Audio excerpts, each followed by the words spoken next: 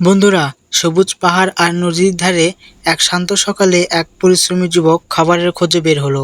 প্রকৃতির মাঝে হাঁটতে হাঁটতে সে অগভীর পানির ধারে পৌঁছালো।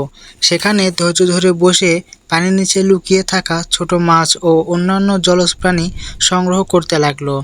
প্রয়োজনীয় উপকরণ জোগাড় করার পর সে খোলা মাঠে ফিরে এলো।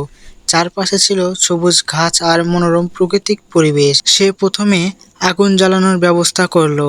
তারপর একটি কালো হাঁড়ি বসিয়ে রান্নার প্রস্তুতি নিতে শুরু করলো।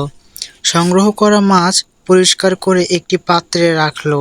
এরপর হাঁড়িতে তেল ও বিভিন্ন মশলা, মরিচ এবং সবজি দিয়ে সুন্দরভাবে ভাজতে লাগলো। কিছুক্ষণ পর সুগন্ধ চারদিকে ছড়িয়ে পড়ল। তারপর সে মাছগুলো হাঁড়িতে দিয়ে ধীরে ধীরে রান্না করতে লাগলো। আগুনের আঁচে খাবারটি ফুটতে শুরু করলো এবং ধীরে ধীরে এটি সুস্বাদু ঝোল তৈরি হলো। দিন শেষে নদীর ধারে বসে তারা শান্ত পরিবেশ উপভোগ করতে করতে খাবার শেষ করলো।